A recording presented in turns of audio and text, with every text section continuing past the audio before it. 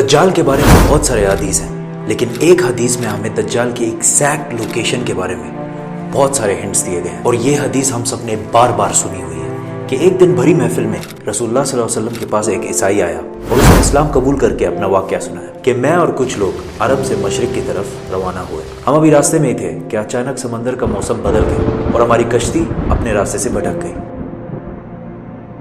ایک مہینہ ادھر ادھر بھٹکنے کے بعد سمندر نے آخر کار ہماری کشتی کو ایک جزیرے کے پاس لا کھڑا کیا۔ بڑی کشتی ڈاک کر کے ہم چھوٹی کشتیوں کے ذریعے اس جزیرے پہ پہنچے،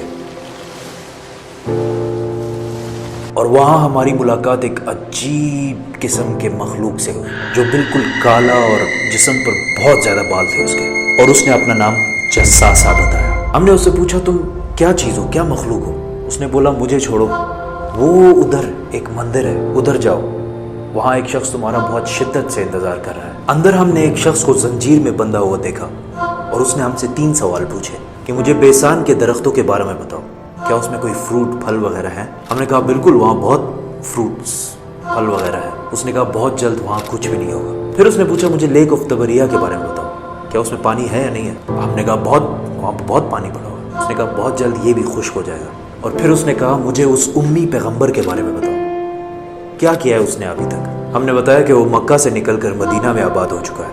اس نے کہا کیا واقعی وہ یثرب مدینہ آ چکا ہے؟ یہ کہتے ہی اس نے کہا کہ اب میں بتاتا ہوں کہ میں کون ہوں۔ میں ہوں دجال، اور بہت جلد میں اپنی قید سے آزاد ہو جاؤں گا اور تمام علاقوں میں جاؤں گا سوائے مدینہ یعنی یثرب کے۔ رسول اللہ صلی اللہ علیہ وسلم نے تمام لوگوں کو مخاطب کر کے کہا اے لوگو، یہ ہے یثرب مدینہ۔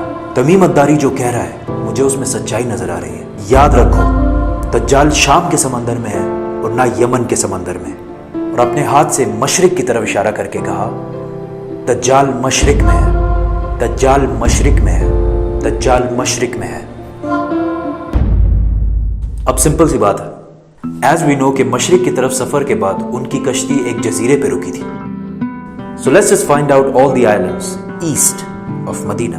مدینہ کے ایسٹ میں there's the famous Arabian Sea، اور اس میں مینلی 4 جزیرے پائے جاتے ہیں: Lakshadweep island in India, Socotra island in Yemen, Masira island in Oman, and Astola in Pakistan. حدیث میں کلیئرلی فرمایا گیا ہے کہ دجال یمن کے سمندر میں نہیں ہوگا، تو یہ 2 آئلینڈز تو نکل گئے۔ رسول اللہ صلی اللہ علیہ وسلم نے مدینہ میں جو مشرق کی طرف اشارہ کیا تھا، اگر اس سے ہم ایک سیدھی لائن کھینچیں تو وہ بالکل استولا آئلینڈ کے اوپر سے گزرتی ہے۔ اور جب جساسا نے ان کو اس جزیرے پہ ایک ٹیمپل مندر کی طرف بھیجا تھا، تو اس جزیرے پہ ایک مندر ٹیمپل کے کوئی ریمینز تو ہونے چاہیے۔ انڈیا کے اس آئلینڈ میں تو ایسا کچھ بھی نہیں ہے، لیکن پاکستان کے استولا آئلینڈ میں پتہ ہے کیا ہے؟ مندر۔ لیکن یہ تو 1450 سال پرانی کہانی ہے، مندر تو ابھی 40-50 سال پہلے بنا ہوگا۔ 2000 سال پرانا مندر، اور مندر بھی کس کا؟ کالی ماتا، ہندوؤں کی سب سے خطرناک اور خوفناک گاڈس، دیوی، جو دکھنے میں بہت خوفناک اور جس کے جسم پر بھی بہت زیادہ بال ہیں۔ کچھ یاد آیا؟ جساسا۔ ان صحابیوں نے جس عجیب سے مخلوق کی بات کی تھی وہ بالکل ہندوؤں کے اس بھگوان سے ملتا جلتا ہے۔ لیکن اگر آج آپ استولا آئلینڈ جائے تو آپ کو دجال نہیں ملے گا۔ وہ آزاد ہوا ہے یا نہیں یہ تو نہیں پتا، لیکن یہ جو جساسا ہے اس کو غور سے دیکھیں۔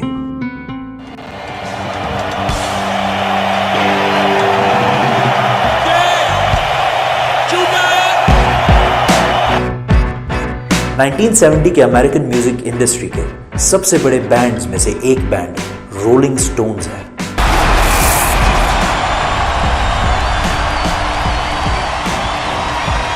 جس نے اپنا یہ لوگو ہندو گاڈس کالی ماتا سے انسپائر ہو کے بنایا، اور یہ لوگو پچھلے صدی کے سب سے مشہور لوگوز میں سے ایک ہے، اور رولنگ سٹونز بینڈ کو one of the greatest of all time مانا جاتا ہے۔